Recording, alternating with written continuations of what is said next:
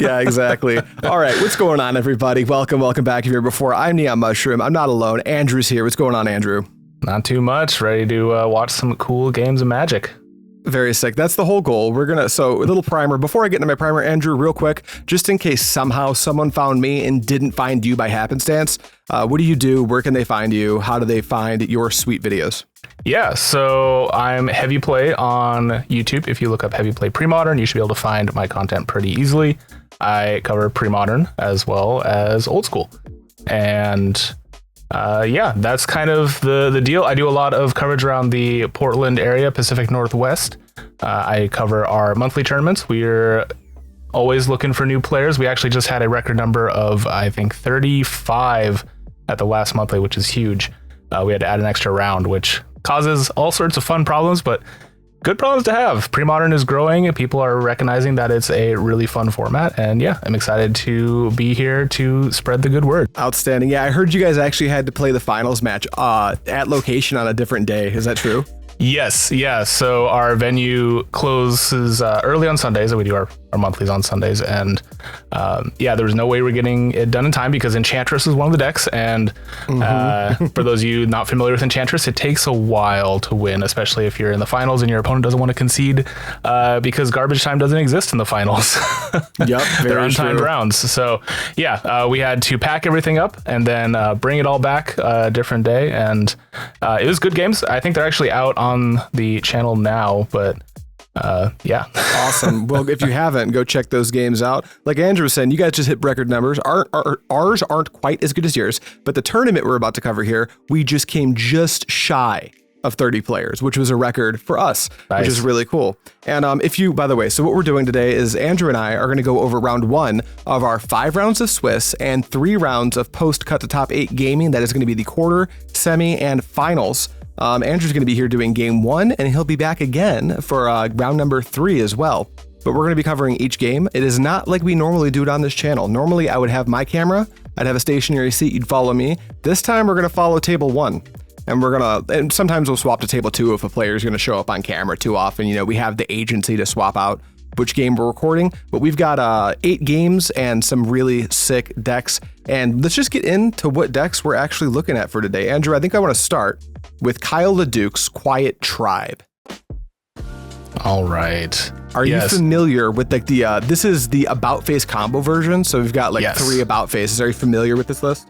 I am. We actually have a player, David, who is one of the main pioneers of this deck, I would say, or has at least done a lot of exploration into it.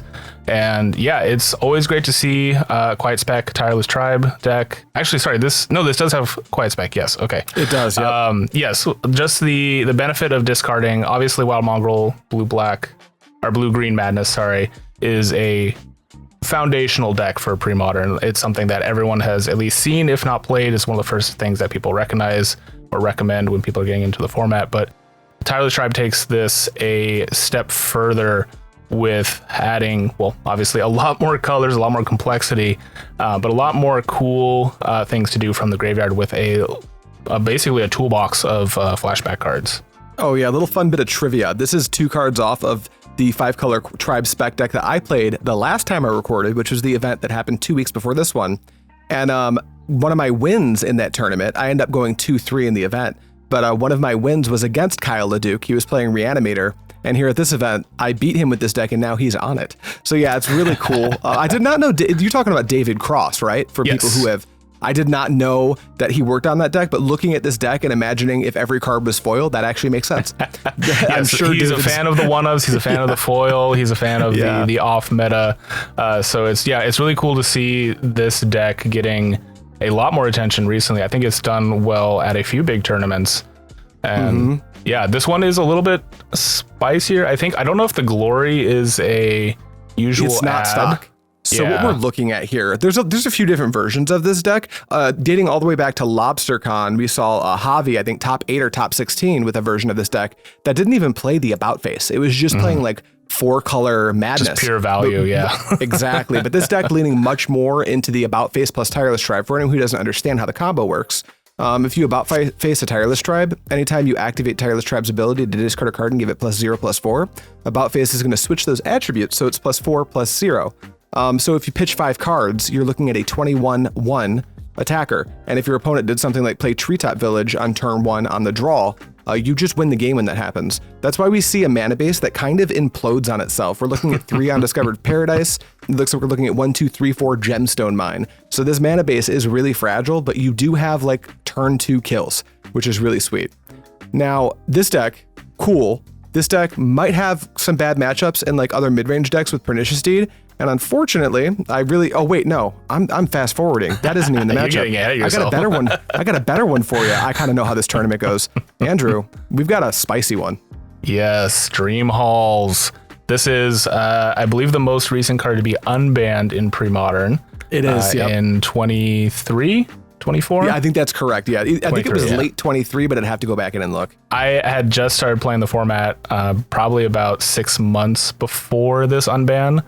And it was cool to see coming from Modern and, you know, other formats where bans are usually the thing that you are experiencing, to see an unban. And of course, obviously, we've had lots of unbans in Modern recently, but yeah, this is a very interesting deck.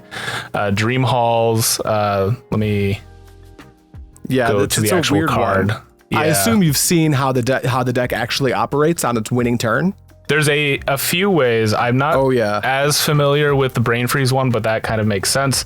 But yeah, Dream Halls, 5-mana enchantment. Instead of paying the casting cost of a spell of any color, its caster may choose and discard a card that shares at least one color with that spell. If that spell has X and its casting cost X is 0. So the deck really just revolves around trying to protect and get Dream Halls out as fast as possible. You'll notice a lot of soul lands. There's some Lotus Petals. I believe, there's some Show and Tells in here as well. Yep. And then full just plays Show and Tell. Draw spells and counter magic. And it's got a Cunning Wish package, because its sideboard is like 11 of the 11 of the 15 are like little surgical targets for the Cunning Wish, which is really cool. But yeah, it's just like you were saying, the win turn can happen as soon as turn 1, although you're usually pretty anemic because you'd have to go like Lotus Petal, Soul Land, Show and Tell, the Dream Halls into play, and you've got like 2 or 3 cards left. Yeah. But you've got cards like Rush of Knowledge, right? Which is like draw cards equal to the highest CMC of permanents you control, which is going to be 5 with the Dream Halls in play. Yeah. And then after that, you just storm off, and you're going to Brain Freeze your opponent after storms at like, I don't know, 20 or something, or you can get stormed to like 11 and then get 2 Brain Freezes or whatever.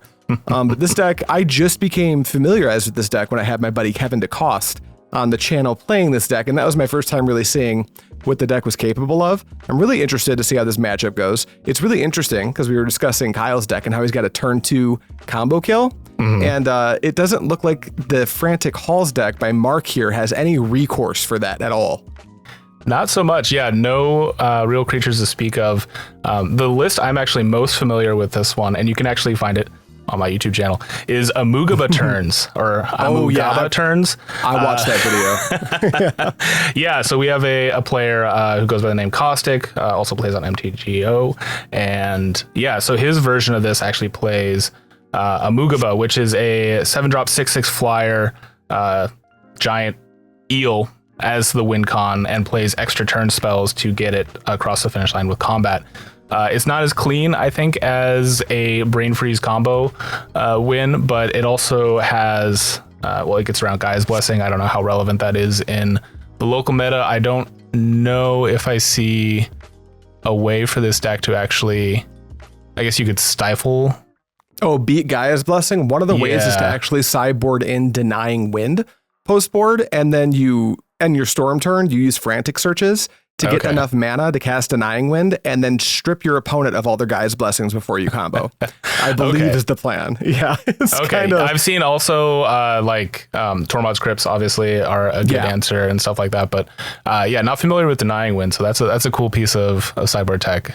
Yeah, it's a really weird one. All right, well, I have no clue how this game goes. Like I was saying, I did set up this file that we're reading off of, but I haven't actually scrubbed through the game, so we're just going to go into it. And we got Mark on the play, it looks like, on an island. All right. Yes, so looking at hands. Ooh, 3 Wild Mongrels. That's so many. I think maybe you want 1. Yeah, especially in this matchup. Maybe two, but yeah, I don't think you want to overload on it.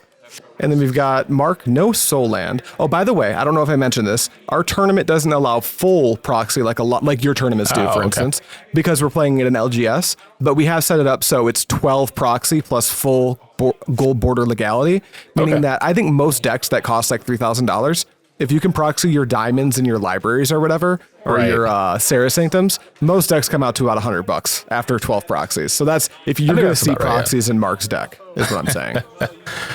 Yeah, I do think that's amazing that, especially on LGS, you're able to do that. I know that is definitely one of the barriers to entry is some of the pricing on the decks, which is why we're so proxy friendly. Man. Yeah, exactly. Yeah. You can't. I just bought my fourth Dreadnought today. I actually DM'd you about it before we sat down, and I only did it because of the Black Friday sale. You bought your third? Yeah, we're almost there. Slowly but surely. But yeah, speaking of blinged cards, I think those of you that know both me and Adrian, we both like our bling, and a signed Rush Forest is pretty nice. That's a good one. Little foil Dominaria remastered, Gemstone Mine as Probably, well. Yeah. I mean, the Time Spiral ones are a bit... I can't tell though. Yeah. I can't tell from here either. Ooh, Mark's missing a land drop. That's not where he wants to be at all. Yeah, that's not great. Okay, so now Kyle with the pressure on the board. Yeah, is that an About Face in his hand, or is that a Volcanic Spray? That's a Volcanic Spray, yeah. And a Swords, which... doesn't do anything in this matchup. Stone Cold nothing. But this clock is substantial. He can also start to I don't think he knows what he's playing against here. It's not close. It's a closed deck list tournament like most pre-modern tournaments. So Mark is kind of looking like Parallax Replenish or Blue-8 land still right now. So I could see not wanting to burn resources super quick. But if he knew that this was Dream Halls, maybe you pitched the Volcanic Spray there just to increase the clock a little bit. For sure. But who knows? Looks like that might be one of the proxies. Are the Dream Halls the... Yeah, I think the Dream Halls are proxied. And it's weird. I think this player, Mark, also plays Legacy. I believe they've got Dream Halls, but for some reason didn't have them for the event. Mark, if you're watching this, correct me if I'm wrong. But we see a show and tell coming down. Unfortunately for him, Kyle's got a Circular Logic pulled to the front of his hand. No. Circular Logic and the Gemstone Mine to pay for it. Yeah, that's kind of brutal. Yeah. And he already got the, he didn't even have to pitch anything because he fetched. So the Windswept Heath was already in there. So that's just so good. Yeah. Days is days at the end of the day. And that's it for Mark's turn. He's going to pass the turn. This clock is so substantial. Now we've got what's Mark at. I didn't edit in life totals. We're going to try to go the analog route with the dice. I've basically modeled, Andrew, my entire tournament recording experience off of your channel. And I can't say this enough. If somehow you watch me and you don't watch Andrew, the type of content I'm making here that Andrew's helping me make here is basically his entire channel. Like, I'd say 19 out of 20 videos on your channel are just this, but you've been doing it so long that, like, I don't know why anyone wouldn't know who you are, but just in case. I mean, it's entirely possible. YouTube's a big place. It is. But yeah, this is the type of coverage that I really do love seeing, is the old school, kind of like SCG Con coverage where it's the players, the dice, and not much else. And of course, the people who think they know better than the players commentating. One or two random dudes in their armchairs. Exactly. But yeah, this clock is definitely problematic here for Mark. He doesn't seem to have... to 10? Yeah. And potentially... is he facing lethal next round? I'm not sure exactly how many cards Kyle has in hand. It would depend. I think he would need 6 cards, right, to make it lethal. But he hasn't been playing out much. He has 5. Okay, It's true, and here's a Call of the Herd, which will make it lethal next turn. Yes. It's 3, 4, 5, 6, 7. All he needs in hand is 3, and I think he's got 4 right now. So Mark needs something to go right now in order to pull out of this. Like, I think he has to go for a kill. And that's an intuition. That's one of the proxies, intuition. And I do not blame anyone for not wanting to buy intuitions. Yep. Mine are proxied as well. All right, so I imagine... this is going to be 3 copies of Show and Tell, depending on what he has in hand. You'd have to assume that, or 3 Dream Halls if he has the land, but he hasn't shown us land number 5 yet. So it's but it is City of Traders actually, 3 City of Traders, which is another understandable proxy to have. Yes. One thing I might do is like ask for full color proxies and maybe even provide them to players, because I do plan to. I actually just bought some Black Friday stuff to increase the payload for my live rig to look a little bit more like yours, actually, Andrew. Right now, our operation is powered by a boom stand, a Sony ZV-1, and a Dream. So, I mean, that's a decent camera. Yeah, it's a good camera, but you can, unfortunately, I tried to get most of it out, but you can, if you look at this video, you can see evidence of the rolling shutter from the fluorescent lights. Don't love that. Yeah, but what can you do? You know what my secret is? It's just a GoPro. Yeah, I'm staring at a GoPro. I started my old channel with the GoPro, but like I got so sick and tired of editing out the fisheye lens. Oh, you can just get rid of it. Like, there's I've got an older GoPro. Or maybe it's too new. I don't know enough, Andrew. I'm a dinosaur who's now too used to my Canon M50s and my ZV-1. And he's playing Dream Halls and showing. I think his Dream Halls are not English. That's why he's pulling up an English copy on his phone. That makes sense. I think that's what we're seeing here. And then Kyle says it's good, so we might be seeing Mark pull out of this what would have been him dead next turn to this attack. Yeah, so this is where we get to see how many draw spells he actually has in hand. And there's a lot in the deck. We got some Meditates, some Frantic Searches, some Opportunities, of course the Cunning Wish. Now each of these does require him to exile a blue card from his hand to cast, but when most of these are draw 4s or more, here's a Frantic Search, for example. And Frantic Search is awesome because he's got the City of Traders in play, so he can do something like hard cast and meditate for mana if he's running low on blue resources later, which is obviously good. Is he going to get the full on tap? He is leaving that a darker waste tap. He doesn't think he needs white. I don't think he does either. I think that's a good assessment. He has white just in the sideboard, and I think that's something we'll get to later is the interesting sideboards. Yeah, exactly. Yeah. All right, so here's a Meditate. Yep, Meditation, which is being hardcast right on. Yep. Perfect. And then something that could happen here, a lot of people don't realize, because I tested this matchup with Mark at one of our playtest days, and we were working on his list, and I was playtesting Groatog into this deck. Here is the Rush of Knowledge. He's going to draw 5 because he's got a 5-drop in play. He already has the Brain Freeze in hand too. He does. He only needs to get to Storm like 17, I think. But yeah, this deck, something that a lot of people don't know is Dream Halls is symmetrical. So if Kyle, for instance, had a white card and a Disenchant, he could pitch cast it. Yeah. To blow up the Dream Halls. That's something to think about if you're watching Mark do this and thinking, I'm going to buy this deck. Be aware that it's slightly glass cannon-y. Doesn't mean you shouldn't play it. It just means you need to be aware if you're going to play the deck. You can get blown out for free. So we see Intuition getting pitched for just an opportunity, baby. Draw 4. Nothing wrong with that. Right. And then we see, this is an interesting ad from his deck. He is playing Lotus Petal, which doesn't pitch to other blue cards, unfortunately, but it gives him Storm and raw mana to hardcast his cards, which is obviously very good. Yeah, and allows him to do a little bit of splashing too. Which, if he needed a colored card from his sideboard and he had a Cunning Wish, he could go grab it right now. Exactly. Let's see what we got here. What is this card? I believe that, I can't think of the name of that one. 4 mana, draw 3, the original Harmonize before it got color shifted. I think he is playing one copy of that in his list. I can't think of the name of it. It's so far it's not away. Russian Knowledge. It's all edited in here. We both know the card. We just don't know the name. We see, he pitches that to draw 4 off of another opportunity. And then he's going to Rush of Knowledge. I think Reminisce is the one that lets you shuffle your graveyard back into your library, which he is playing. Yeah. Yes, which makes sense because you can just keep going through the deck. Concentrate. Yep.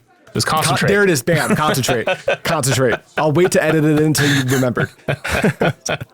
You see him meditate. It's very just, strong. We're up to 9 now. He's got more cards in hand than he started with.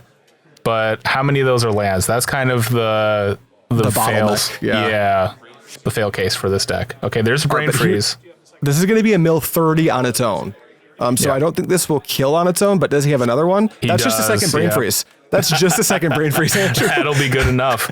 Outside looking in, back pressed against the wall, Intuition for 3 copies of City of Traders, and get there. All right, let's go check out our player sideboards before we get into the next games.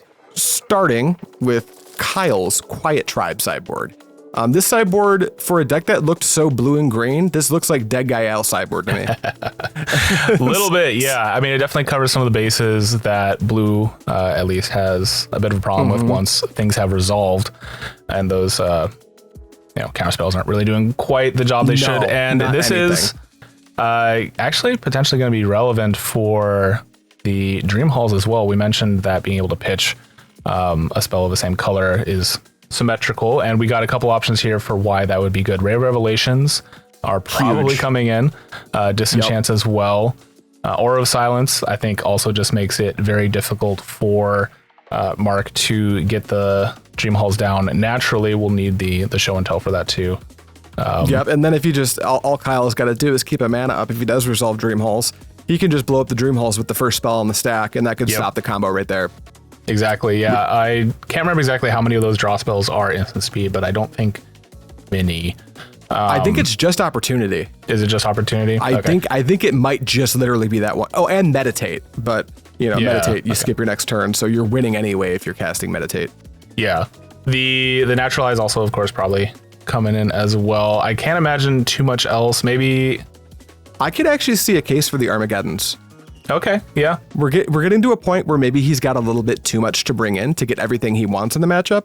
But looking at the Armageddons and the fact that I'm going to call both of these are hero decks, but I think I'm always going to call the Dream Halls player the hero of the matchup. I think Armageddon versus our hero deck, who's got like probably between 6 and 8 soul lands in their mana base, along with the blue soul lands. Like I think he's playing Sazapran Scary. Yes. And there's another one as well. I think a well-timed Armageddon could actually mess him up pretty bad. But I could see those not coming in just as easily. But let's take a look at our player 2's sideboard, which is going to be the Frantic Halls deck. And this one, we were talking about it earlier, but it contains mostly wish targets. Yes. Yeah, of course, the Cunning Wish, being able to grab some key pieces when you need it. But you'll notice there is a couple colors in here for a decidedly mono blue deck. We did see the Dark Heart Wastes, and those are, of course, for the Abeyance. But he also is running a one of Tranquil Dreams as well. Maybe finding and testing. Or Tranquil Domain, sorry, yes. Yeah, get the Enchantress decks. Yes, maybe finding the Enchantress decks maybe a bit too problematic. But also would be good against the Aura of Silence if Kyle does decide to bring that in. Looking at this, I think I could see Tranquil Domain being a pick. Although you might want to just like grab it off of your wish if you. I think that's I don't know if you're bringing too much in. Maybe it's just defense grids, and I think that would probably be it. You don't need chills. No, I don't think so. I don't like the energy flex either. I really don't like the energy flex in the sideboard in general, but we do have a local mud player that's like known for coming to these events. So that's probably why we see them here. But I think the defense grids are actually doing double duty. Not only do they stop, you look at it face up and you're like, okay, they just hit circular logic, whatever, who cares? But then you assess that is the opponent's probably going to have multiple Force of Vigors in their hand effectively. Right. Because it turns all of their Naturalizes and Disenchants into pitch a card of the same color. And then you can just blow them out. Well, with a defense grid, that's not going to happen. So I could actually see that being incredibly good here. But I agree with you. I think besides the defense grids, we're not going to see anything else coming in. Everything that looks good. Oh, Denying Wind. Potentially Denying Wind if he's got to read that Kyle is maybe on Gaia's Blessing, though that's not super duper common. In the actually, we can take a look right now back at Kyle's list. Is he playing one? He's not. I don't think so. So Mark has no way to know if he's playing Gaia's Blessings or not. But I'm thinking against this matchup, you probably don't bring it in. But we'll see how they sideboard it anyway. Let's hop into game number 2, who I think is going to have Kyle on the play. I can't imagine he's going to decide he's going to elect to be on the draw. Let's take a look at what our players are opening up on. They're fixing the dice, which, by the way, my community, I don't know if you have problems with it. From your videos, it doesn't seem like you do. But my guys have been like really good about keeping track of the life total on the dice and resetting them and making them pretty. So I'm really happy about that. I was really nervous going into this recording date, like not having my camera next to me the whole day. The newer players, for sure, it's definitely a learning curve. I actually picked up some spin down D6s from... Smart. They're really nice. They're I think they're from the company Burger Tokens, I believe. They also make like cube pieces and stuff. Anyways, not a sponsor, but they did send to me for a very discounted rate as a content creator. Oh, that's cool. So yeah, they might even have some Black Friday sales. I don't know. I would go check them out. They're great if you are ever doing any sort of on-stream coverage. They're the straight number ones. I used to have the wooden dice. Now it's the plastic black big numbers, which I think make it a little easier for newer players who aren't as familiar with using dice. There's definitely some of the old guard who are used to just using dice for everything. Like that's how they grew up playing. But I think also if you're making content, it's a little bit easier to read too. Yes. Like these dice that we're looking at here, my LGS Pandemonium actually just sells them. So I get them all at the store, so it's easy. But I will say, like, especially, you see that pink one right there next to Kyle? It's on Takes a little 5, extra, I promise. Yeah, but you got to squint at it to see. It looks like both players are mulliganing right now. I'm not sure how deep. We've just been chatting. But looking at Mark's deck, I think Mark is actually okay with a mulligan or two because he's looking for a very specific sequence. Kyle's deck, however, the first mulligan on Quiet Tribe, if you're on the play, you cannot turn to kill your opponent no matter what because you lack the material. So the first mulligan I did see on the play an doesn't do about it. face. Ooh, is that about face plus tribe? Or is it just about face? We'll have to get a better look at it once our players start. And then a sea of white in Mark's hand. Just like his hand's got to be good because it's full of proxies, meaning they're all good cards. Yeah. Oh, he might have put the about face on the bottom. That would make sense-ish. Yeah.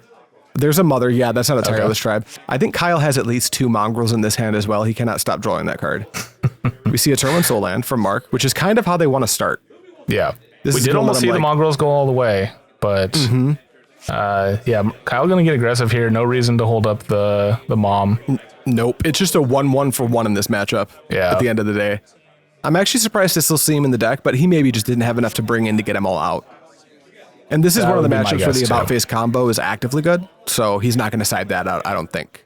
Yeah. Mongrel City. That's a very interesting play from Mark. That City of Traders tells us that... What does that tell us? There's no blue mana. He can't... Dream Halls is blue, right? Yes. He could have a petal and a land and try and go for it that way. That would be a very roundabout way to do it. Yeah. Yeah. Although if he's got petal and land, I would imagine you just play the non-City of Traders land first so you don't have to sacrifice the city to make your future frantic searches better. We see, here's the first one casted, the tournament and the game. It's Quiet Spec, one of my favorite cards in this deck.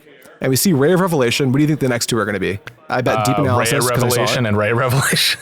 I mean, 4 copies of, or 3 copies of Ray of Revelation. I mean, it kind of depends. I would definitely lean into if he brought both in, which I don't see any reason why not. And I can't forget if I don't remember if he has more. But yeah, okay, we're putting at least 2 in, which totally makes sense. Smart. And a Deep Analysis. Get a little bit of card draw. Have 2 answers to the Dream Halls. I think that makes perfect sense. His mana works really well with it now too. He can actually cast the Dream Halls next turn, and not Dream Halls, Deep Analysis, and still hold up the 1 green mana flashback for the Ray. So he's in a good spot here, I feel like. I agree. That's going to be problematic for Mark. Especially on his 0 colored sources of mana. That does not look good here to me. Yeah. We see an attack for 3. I can't imagine they're pitching to the Mongrel at all. And yep, they're keeping the dice updated, which I'm so proud of both of you players. Thank you. Kyle is a newer player in our local metagame, and he does altars, like, full altars on cards. So he did a few Posca altars for our event, and they're really cool. I ended up getting one. It was he did some basic lands, but he doctored them up to look like dual lands. With the stripes and the text box and stuff. They're so cool. So I was super stoked about those. Oh, I forgot to mention this. I meant to piggyback off what you were saying earlier while Kyle's fetching with his Windswept Heath. But you're talking about Madness being a staple of the deck. The winner of this tournament does get a full Madness deck that I donated for first place, sleeved and boxed, and about half of the cards are altered between me and a few of the other local alters for the tournament. So that is the grand prize that's on the line, plus a plaque, plus like $80 store credit or whatever. So it's a nice little, it's a fun little tournament. Yeah, that's a great first place prize. Yeah, I am in the tournament. I will spoil that I did not win my donation. I won't tell you anything else. Altered and stamp cards are the best. I think, they're one of the coolest things that you can do, especially for building a community. You're one of your community members put me on Poscas. I mean, you put me in contact with David, and he gave me all the details, and I've just been doing it since, talking to him, which rules. All right, it's time. Yep, flashback. Take some damage, draw some cards. But you can't even draw dead here because of the Mongrel. Like, the Mongrel will turn everything into material. And one of them is a circular logic. I no longer know how Mark wins here. This is crazy good. Yeah, 2 answers to the Dream Halls in the graveyard. Counter magic up. Yep. Counter the Abeyance and then blow up the Dream Halls. Done. Yeah. And then we see a Ancient Tomb come down and then a City of Traders get blown up with no tapping it in response. So maybe Mark keeping like a loose 5 here is what we saw happen. And he needed something to go right. Maybe that's what went down here. Yeah. Doesn't look like he has any islands or Lotus Petals unless some of them are some proxy. He could cast a Masticore right now, but that's about all he could do. Masticore would be pretty good here, to be honest. It would not be bad. I can't imagine that Kyle has Swords to Plowshares left in his deck, so probably just win the game. Well, let's see. Opening on... We got the attack plus a Call of the Herd. So we're in a similar position we were last round, except for now Mark can't just windmill slam Dream Halls. Ooh. Oh, there is a Lotus Petal. That is a petal. Can he? Can he just slam? No, he's just passing. No, he would need a show and tell into the Dream Halls, I think. Oh, yeah, he doesn't. That's not contained in hand. If it seems like I should know more about these games, like I said earlier, I kind of went out of my way to like cover my eyes while I cut these videos. See, that's what I do too. Yeah, you have to. Yeah, when I do these type of coverage videos, I cut to when I see them scoop up, and I like may have a vague idea who ends up winning, but they're also edited sometimes months in advance of me getting to them via commentary. Wow, you are professional. I'm flying by the edge of my seat. Most of my videos are edited within 12 hours of when they come out. Oh, I mean, I commentate sometimes up to the last minute, but like actually, so GoPro's cuts up the footage, into like chunks. Yeah. So I have to piece them together and then save them out as rounds. So I'll sometimes remember, but not enough to know exactly what's going to be going on down here. And it looks like Mark is scooping it up. So yeah, we kind of missed it just chatting, but shocker. Kyle has lethal damage turned sideways. So we're just going to hop. I don't think they're going to be making any real changes post game 2 going into game 3. So we can actually just hop right into game 3, who's going to have Mark on the play. So that's going to be pretty good for Mark because if he does not mulligan super deep, scary prospect. Also, Kyle being on the draw means that he can mulligan to 6 and still have a turn 2 kill because he draws an extra resource. So the about face, he can still go gold land, Tireless Tribe, draw a card, about face, pitch 5. But if you mulligans to 5, you can't do that. About face is weird because like the combo stops working after you mulligan, which is kind of awkward. Then you have to like wait. Oh, and I'm looking at the about face. I just don't see a Tireless Tribe. I think that's a Disenchant is the white card. Yeah. So close. I think I'm keeping this hand if I'm Kyle, by the way. It's too tantalizing. Oh, is it wrong? Maybe. But for the show and tell plus a petal. So we're looking at a turn 2. 2 petals. No, that's 2 petals. Oh, it's 2 petals. One-ing? No, but we're not. It's a good thing that he didn't too, because if Kyle has a white card, he could just pitch cast Disenchant. Yeah. All right, we see a Quiet Spec as the top deck. It's pretty good. It does not look like he has a white card. Other than the Disenchant, so not at all. But he does now have a Circular Logic backup, I think. Yep, he can't set up the Madness just yet. He'll have to, like, if he had a Tireless Tribe, he could play Tribe and then set up the Logic. But as of right now, that's actually an interesting question because you're pitching a card to the Dream Halls. Does that count in the Quiet Spec? I think. While we're playing this game, let me check it. Is it make it discard or does it make it exile? I thought it was discard. Let's see here. Dream Halls. It is discard. Don't mind us. Yeah. It is discard. Yeah. Oh, so you could. Oh, that's super interesting. And now so he you has could, 2. Pitch the. Yeah. Oh, I hope this happens. That would be hilarious. It all depends on if Kyle knows that Dream Halls is symmetrical. Mm-hmm. And it looks like Mark's missed a couple land drops, but Kyle doesn't have any action either. And Mark does have a. Is that a scary? It is. Scary? Yeah. So we're in the storage lands. Is that what we call these? Yeah, I think that's right. Yeah. Whatever they are, they're soul lands that implode, kind of like City of Traders, but with colored mana. Yes, but worse. Tap, but much worse. Yeah. We see. Is this going to be an Enlightened Tutor? It is. It is a very gorgeous one of the fake retro Enlightened Tutors, but it's foil. So David Cross probably has 20 of them. Yes, Dominaria Remastered doing a lot for Premodern foils. It's very big fan of that. I love that they're doing that. Speaking of WotC doing anything that's good for the Magic in general, but especially Premodern, have you heard the news that like Contraption on MTGO, it looks like it's being used for Premodern? That's weird. I'm excited and a little bit nervous at the same time if they are doing that. Here. That would be huge. Aura of Silence, fantastic one to have here. Mm-hmm. If he has the next land to follow this up, I do think that does kind of lock Mark out a little bit, except for a show and tell. And Mark gonna give you a little read here, but yes, I think having official support for Premodern on MTGO is nothing but good news. Some people are a little worried that WotC starts to interfere. Daybreak Games, who runs MTGO, is so far removed from like WotC corporate that I don't think we have to worry too much about. No. They kind of got the reins and have been doing really good things with Magic Online. MTGO got much better post Daybreak taking over for sure. Yes. And then how cool would a pre-modern league be? Just like hop in with your 10 tickets and play a pre-modern league? That would rule. Right. That would be super cool. Might get me to re-download Magic Online. You do, yeah. My roommate actually just downloaded it. He's playing right now because he wants to work on his pre-modern game going into the next series, because we got some big tournaments coming up here locally and in Columbus, Ohio. The Retromancers are putting on a 1K called the Buckeye Brawl in February we're planning to go to. Oh, awesome. So that'll be fun. So we see a fetch for a play, and so we didn't miss as much as I initially thought. It looks like maybe Kyle didn't miss a land. There was just some thinking and pontificating on how they wanted to sequence their cards. But Kyle had land 3 all along, so it looks like this Aura of Silence is just going to come into play. I think so. I can't see casting anything else. I mean, holding up Disenchant is whatever. Holding up, I mean, you can hard cast the Circular Logic at this point, but I think just adding a tax effect here is good. The one thing we don't see, though, he's actually looking at Quiet Spec too. Yep. The one thing we don't see, though, on Kyle's side is a clock. He's got lots of answers, but he has no way to... he's just passing. A pass here is actually a surprise. I'm seeing Intuition. Okay, if I'm Kyle, I am going to Circular Logic this. 100%. Like straight up. But he says no. Probably thinking that I'll just Circular Logic whatever you get. But that could go wrong if because he's got Soul Land plus normal land. So if he goes a second Soul Land and casts like Show and Tell, Circular Logic won't counter it because he can pay the 2. Yeah.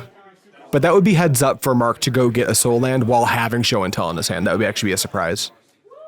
It looks like pulling defense grids. Yeah. Which honestly, not the worst play I've ever seen if he's trying to set up for a longer game. I think he has defense grids? Yeah.